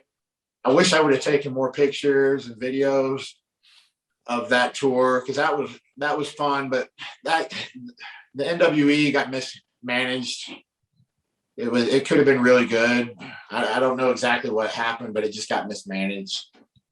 They got really big really quick, and they just didn't know how to handle it. Right. Interesting. Well, that's a story I wasn't expecting, getting to have dinner with a mob boss over there in Naples. So that's really cool. Yeah. I told him, I was like, well, I was like, so in Japan, the Yakuza, when they screw up, they cut their fingers off. You can always tell like the mob or the mafia in Japan, because they're missing fingers, so of course, yeah. Anytime, if they have tats all over and they're missing fingers, they would come up to me and they're like, Johnny, son, you come out with us tonight. I'm like, hi.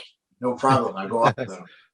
No problem. So I asked the mob, I can't forget his name. I was like, what do you guys do when people will screw up here? He goes, we just kill them. Oh, because they cut their fingers off over there. He's like, no, we just, all right. Well, I wrestle. That's it. Fuck. Again, in my research, the stuff that you see that's outside of WWE, with even in Mexico, the cartels would sponsor the shows. Right. So I mean, there's a lot of whether it's in Japan, the Yakuza, in Italy, the mafia, and the cartels in Mexico. You're dealing with some colorful characters. That is true, without a doubt. Very scary stuff. In my research, I found something interesting. Please tell me if it's wrong. It's the 31st of July, 2007. It's on ECW on Sci-Fi in Phoenix, Arizona. It says that in this dark match, somebody by the name of the Unknown Wrestler defeats Chavo Guerrero. Was that you portraying that character? Because that's what I found in my research. Yes, it was. Yep. It was. Yeah, I was the Unknown Wrestler. Right. Yeah, they thought that, and a lot of the local fans wanted, they thought that it was the Relic character. That I Okay. wrestled, but they called me the unknown wrestler because they didn't know what name to announce me at yet. Because originally I was called the Red Rum. Yeah. And then when I went over to TNA, Road Dogg came up with the name of Relic because it was similar. Yeah. Killer spelled backwards and Red Rum was murder spelled backwards. So yeah.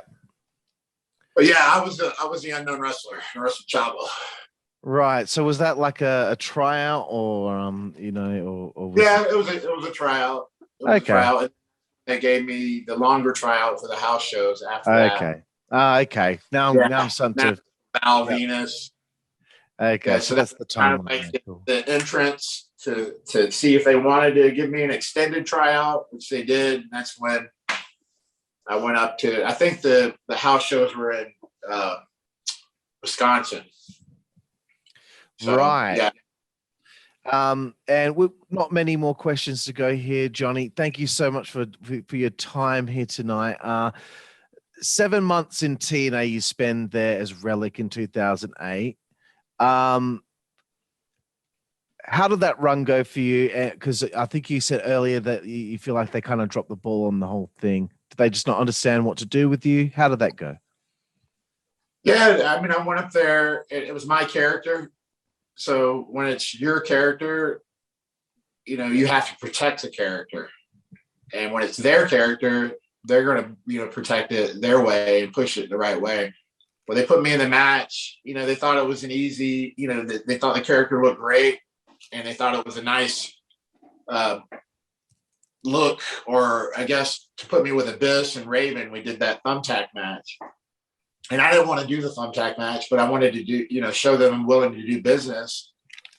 So I was, I went because I wanted a way in to debut the character. Yeah. And that way in was through that thumbtack match. So after that was a good match. And then after that, you can only use that character a certain way. You can't be out there doing technical moves and the wrestlers have to sell it a certain way, and the character has got to be written in a certain way. And they just weren't doing that. I don't think they didn't care. It wasn't their character, so they didn't care. So I never got fired from there. I just quit because I didn't like what they were doing with it. And that's when I went over I think I went to AAA after that, Mexico. That's right. Yeah. Right. Yeah. So, because I found in my research, but again, the internet can be wrong, that it kind of felt like maybe you were starting to maybe wind things down. You were in Mexico. You did do a bit there and had a run there. Was there a point in time where you're like, you know what, I was in WWE. I was Johnny Stamboli. I reinvented myself. I went to Japan. I tried to get this character over in WWE and TNA. Were you ever feeling like, you know what, I just need to do something else? Was that ever a thought in your mind during that time period? Yeah, that was going through my mind. Because when I went to wrestling in AAA, I stayed with Mark Jindrak in Mexico City in Santa Fe, Palenque, which is a nice part of Mexico City. Santa Fe is the nicest part, but Palenque is in walking distance. Yeah. I was sleeping on his couch, and AAA they had me on the cover of their magazine. They were putting me against, all their top guys. It was really lonely because Mark would do his thing, and then AAA would travel all over Mexico. I was really the only American. I didn't really know much Spanish, so it was really lonely. And we were wrestling, and our locker rooms would be slaughterhouses where they would they would have rooster fights. Chicken fight, rooster fights. We would wrestle at Plaza del Toros, which is the arena is in some third world area. It got really shady, and they weren't in AAA. I think his name was Ronaldo or something. They treated the Americans like shit, and they treated the Mexican wrestlers even worse. And Conan was the reason I was there. Conan was my buddy, but he ultimately didn't have the, the end all. He wasn't the end all be all. He didn't have 100% control of creative, but they had me on the cover of magazines. I was always on their, live television segments, whether it was outside of the wrestling show or on the wrestling show, or we're doing like news, like, shows on, different stations. And then I was so homesick. I was ready to come home. And then they had me booked. Finally, they booked me a flight home, but they wanted me to wrestle in Tijuana on Christmas Day, and I just no-showed it. Mm-hmm. I just no-showed it, and then I wrote this huge blog about how I basically buried the company, about how they treat the Americans, how they treat the Mexicans. And then I had all these luchadors, these Mexican wrestlers contacting me that I was friends with. And they're thanking me for saying that. Because I said everything that they wanted to say, but they couldn't say it. So that was my way out. I never went back to AAA. That buried them. TNA was a bad experience for me. So it was back-to-back. Yeah. Bad experiences. So then I was like, this is a wrap for me. And that's when I got into the mortgage industry, where I do loans for people that want to buy houses. I started doing loans for a lot of the wrestlers, like Charlie Haas, Bobby Lashley, Jack Swagger. I've done probably 10, different wrestlers loans. That's how I broke into the business and learned how to do it. And then I slowly started making my, transition out of wrestling. I watched the movie The Wrestler with Mickey Rourke.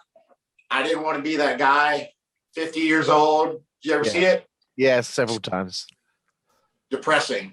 Yeah. It's a good movie, but scary. As coming from my point of view, I didn't want to be 50 years old, still trying to wrestle, always gone, no family, alone. I was like, you know what? I got to get out of this industry. Plus friends were dying, suicides, overdose, heart attack. I think Amunga just died. All right. Sean O'Hare, like, all these people were dying. I was like, I got to get out of it. So then I got out of it, and then I slowly dipped back into it here locally in Arizona with a local company, FSW, that me and my buddy Brian owned.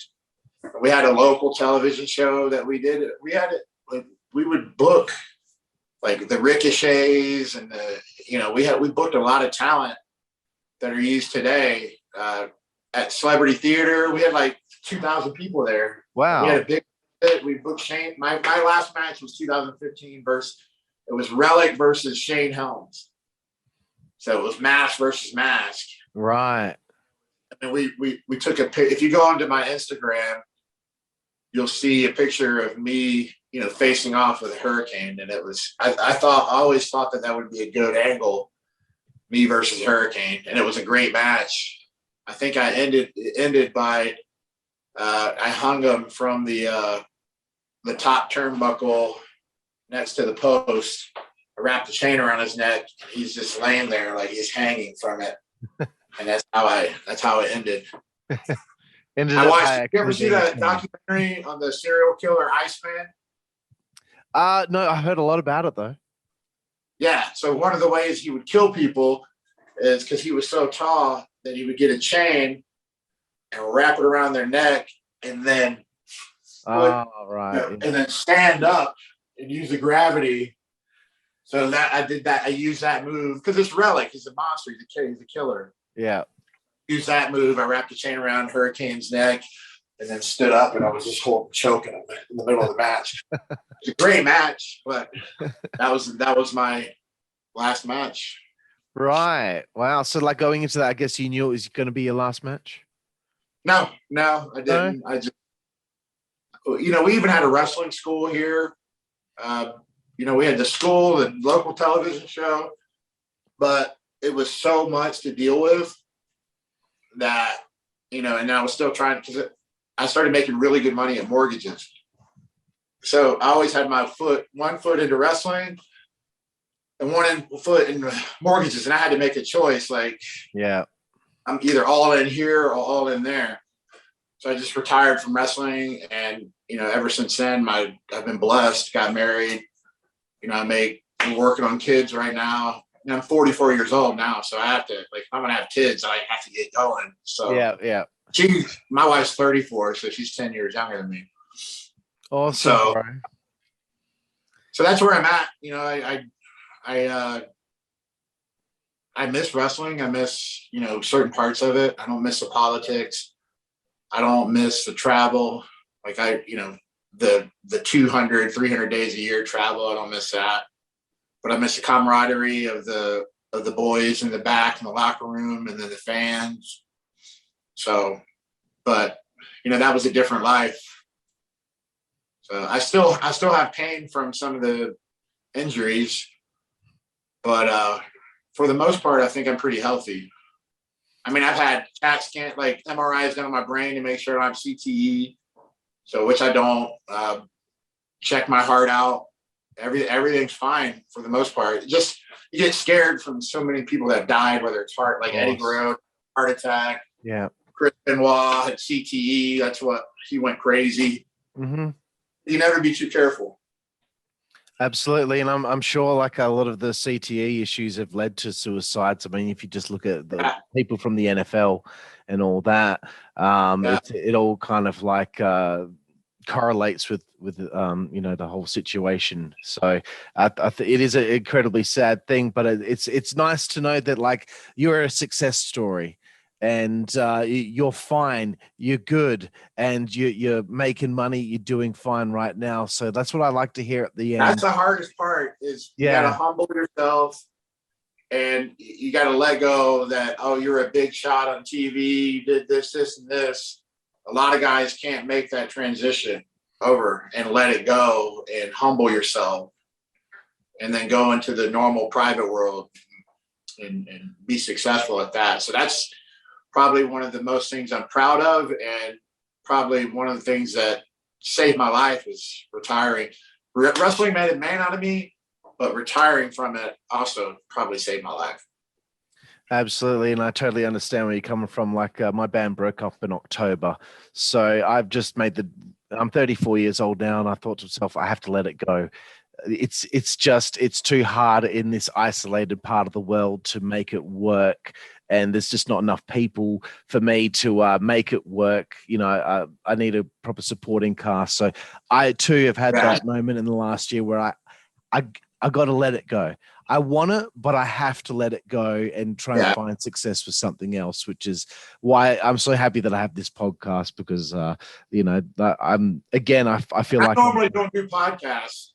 I know, but when I saw some of the people that, because everyone has a podcast these days. Yeah.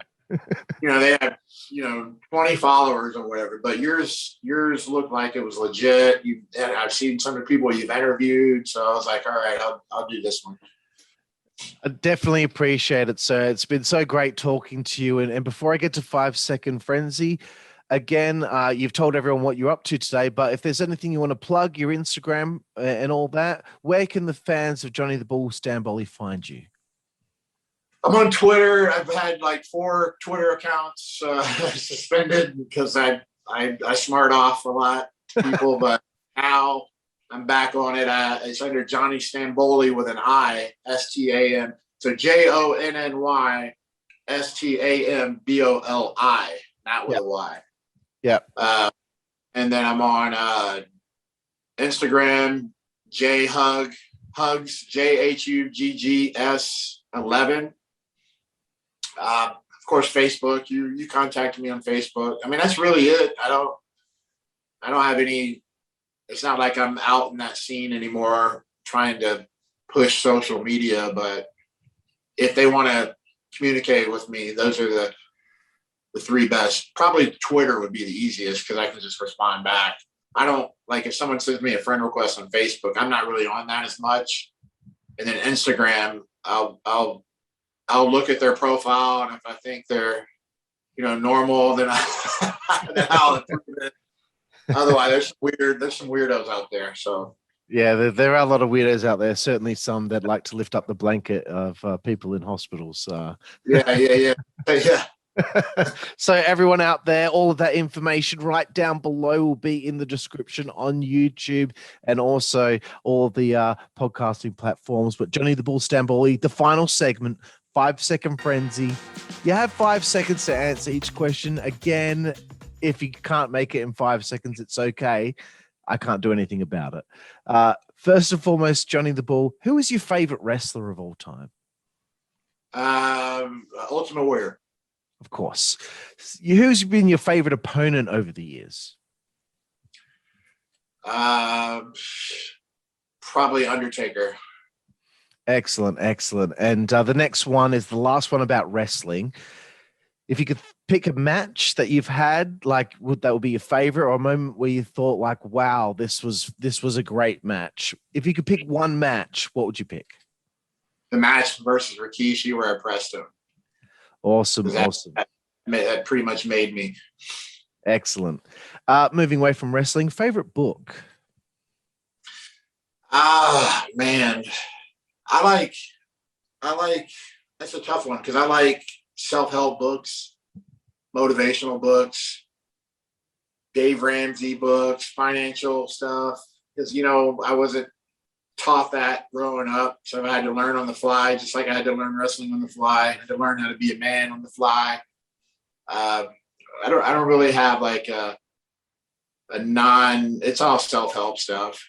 Really, yeah, that's all That's cool. Moving to the arts, favorite TV show?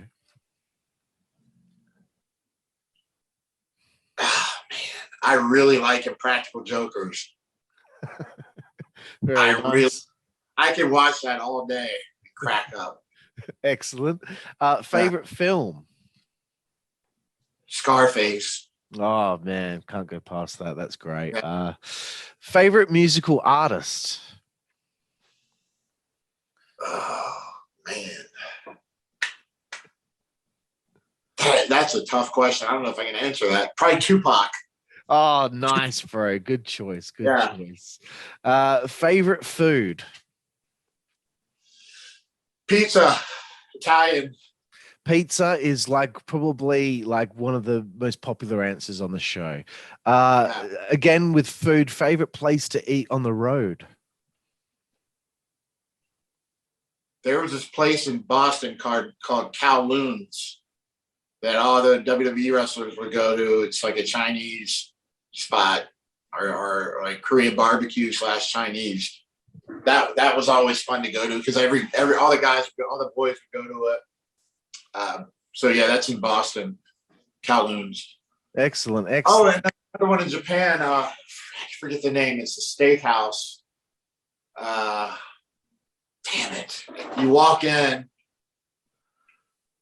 Probably some of your other guests would know this steakhouse in Japan. You walk in, it's got all these wrestlers, old school, everybody hanging on the wall. And like the steak over here, or probably in Australia, would be probably average. But when you're in Japan eating all their food, like when finally you get a steak, you're like, wow, this is the best steak I've ever had. But in Australia or in the States, it would be kind of average. Right. Ribera's. That's it. Ribera's. That place in Japan was always fun to go to. Awesome. I'll have to hit that up if I ever get to go over there. 3 more to go, Johnny. Favorite alcoholic beverage? I like tequila. I mean, you can mix so many different things. The tequila margaritas, shots. I would say tequila. Yeah, it's a good one, especially if you have to drink that night. You're feeling a little tired. You have a shot of tequila. Boom, you come alive. Yeah, it's magic. It's magic. The second last one, Johnny. It is the naughtiest one of 5-second frenzy. You're going to check out a chick who's pretty good looking. What's your favorite female body part? I'm going to have to go with the derriere. You and Chuck both said the ass. Very good. Yeah. Excellent, bro. And the last one, you can buy breasts. I guess my ass too now, I guess, but a real natural ass is the way to go for me. Fantastic. I agree. And the last one is your favorite curse word.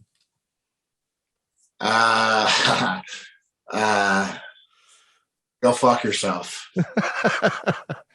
That's my favorite thing. It's always a great insult because most actually I had a move that I was working on it here locally on that show that I was doing. It's called the GFY. And the fans would yell GFY, GFY. Basically, I would have the guy in a wheelbarrow. My partner would hit the ropes. I would lift him up. Last second, he would jump up, wrap his hands around the guy's neck, put his knees on his chest as I'm lifting him up. And then I'd bounce him off his knees as we'd go down. And then I'd German suplex. Boom. Oh, shit. GFY. GFY. That move was over. I can't believe I haven't seen it on TV yet. Sounds amazing, but yeah, go fuck yourself is a fantastic insult because usually when you say it to someone, there's not really much of a comeback afterward. Yeah. But Johnny the Bull Stamboli, this is so great for me because it's obviously, as I said earlier, a coming full circle kind of story for me. I got to interview Doug Basham. I got to interview you. You guys were so nice and patient with us when we were, teenagers, just so excited to see WWE was in town that we never forgot it. We always go, oh man, remember we met Johnny the Bull Stamboli and he he stood there for 10 minutes and just answered all of our stupid questions. And now, all these years later, you got to answer all these other stupid questions from me. So, well, you never know what kind of experience like a kid has when you meet him. I forget the guy's name. He's a heavyweight champion at some point at AEW. I forget the guy's name. Kenny Omega. Probably.